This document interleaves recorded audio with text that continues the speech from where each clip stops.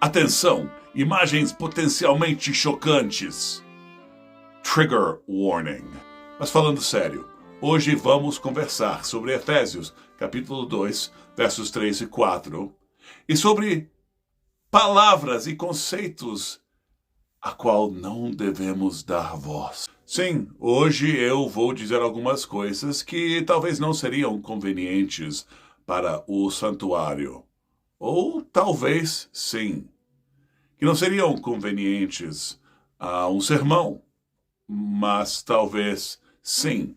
Como devemos calibrar a nossa fala, o nosso linguajar dentro desse mundo e das instruções de Paulo. Mas a prostituição e toda impureza ou avareza nem ainda se nomeiem entre vós, como convém a santos, nem torpezas, nem parvoíces, nem chocarrices, que não convém, mas antes ações de graças. Vivemos num mundo que ama a impureza, que corre atrás do pecado.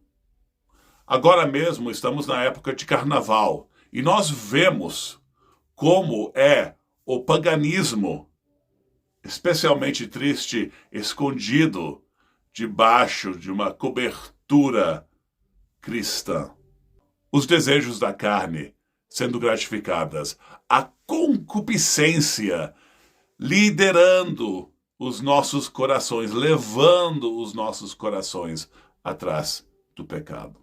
Que essas coisas nem sejam nomeadas entre vós. Será que devemos entender que isso quer dizer que nós nunca devemos falar de pecado, dar nome a um pecado, de chamar de prostituição o que é prostituição, chamar de adultério o que é adultério? Vamos examinar um texto, eu vou falar de um texto, de Clemente de Alexandria, um dos antigos pais da igreja. Clemente de Alexandria teve que lidar com muito mais do que nós, quando falamos do carnaval, quando falamos de excessos. Clemente morava num ambiente helenizado e pagão, em que a adoração da carne e a adoração dos deuses gregos levava diretamente a pecados, os mesmos pecados com o qual Paulo teve que lidar. Na sua exortação aos gregos, ele fala desses mitos gregos, das histórias gregas, para revelar como é o coração sem Deus, como é o coração humano quando segue atrás de deuses falsos. Eles serão como o que eles adoram, né? E num certo trecho, ele fala diretamente de Afrodite, amadora de virilhas. Eu avisei, né? Ele descreve como Zeus estuprou muitas pessoas nas histórias. Imagina uma cultura que adora como Deus Supremo um estuprador. Como Zeus estuprou a sua mãe, Deméter. Foi assim que Perséfone, uma figura trágica, foi gerada, foi assim que ela nasceu. E como mostra de arrependimento do que tinha feito, né? Assim, ele se encheu de desejo pela própria mãe e tomou-a contra a sua vontade. E se arrependeu. Como? Pela autocastração. E essa não é a única castração que tem a ver com o estupro no mundo dos deuses e dos titãs gregos. O próprio relacionamento entre céu e terra se reduz ao estupro. E como o tempo, como Cronos entrou e castrou a Uranus. Pode seguir atrás das histórias. É isso que o cristianismo do Novo Testamento, de Paulo, estavam lidando com todas essas histórias. E é com isso que Clemente está lidando. Então Zeus, ele diz que vai se castrar como mostra de arrependimento. Mas ele corta os testículos de um carneiro e joga esses testículos no seio da sua mãe Deméter. Eu quero que vocês imaginem isso, sim, chocante, sujo, pecaminoso. No mesmo trecho, Clemente fala do falo de Baco. Fala do falo de Baco.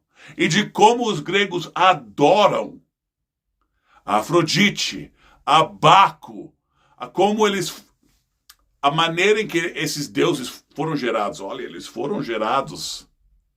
Eles não são de eterno. Quando Paulo fala que os cristãos não devem ir a prostitutas, estamos falando da prostituição em templos. Dionísio, Afrodite, um panteão que é dominado por um Deus não só adulterador, mas estuprador. E como que nós cristãos vamos combater a isso? Nós cristãos combatendo os pecados da nossa sociedade, como vemos mostrados no carnaval. Se voltamos a Efésios, é para nunca falar dessas coisas, fingir que elas não existem. Andai em amor, como também Cristo vos amou e se entregou a si mesmo por nós em oferta e sacrifício a Deus, em cheiro suave. Mas a prostituição e toda impureza ou avareza nem ainda se nomeiem entre vós, como convém a santos. A ideia aí não é de nunca falar de tais coisas, mas, primeiro, que elas nunca sejam cometidas entre vós e que outros não possam mostrar, indicar que esse pecado está na igreja, entre vós. Que assim nunca seja nomeado. Também nos avisa, se continuamos, nem torpezas, nem parvoíces, nem chocarrices, que não convém, antes ações de graças. Nós devemos sempre estar cheios de ações de graças e de tudo que convém. Quando nós falamos de pecado, do mal, deve ser de uma maneira apropriada, que convém, não leviana. Quando Paulo fala de torpezas, de fala burra, de tolice, ele está falando de eutrapelia, uma palavra grega. Talvez você até reconheça o bom em eu, né? Boa conversa, eutrapelia. É uma palavra usada por Sócrates. Só que essa boa conversa é uma conversa elegante, é uma conversa graciosa. Ok, então nós não devemos fazer piadinhas sobre tais coisas. Se falamos sobre os adultérios dos deuses, sobre os adultérios na nossa cultura, sobre os vícios dos ídolos e os vícios da sociedade, dos adultérios e dos vícios até entre nós. Deve ser de uma maneira conveniente, apropriada, sombria. Não devemos fazer piadas, mas sim devemos falar de tais coisas, assim como Clemente. Vocês, gregos, adoram a deuses adulterosos e estupradores. E ele até fala, olha, se o cristão vê isso, ele acha isso ridículo. Ridículo. Mas não é para fazer piada.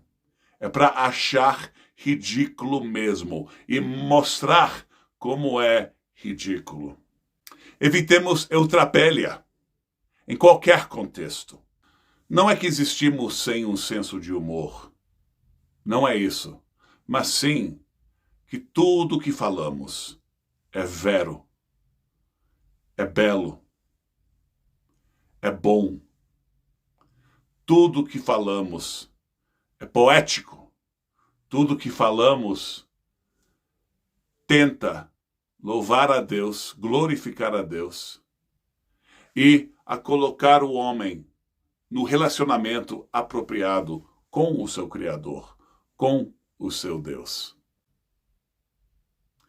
É isso que Paulo quer dizer quando ele diz que tais coisas não devem ser nomeadas e que não devemos fazer outra pelha.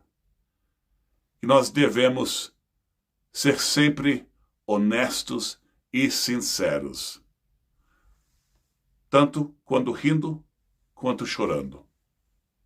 A paz de Cristo esteja convosco.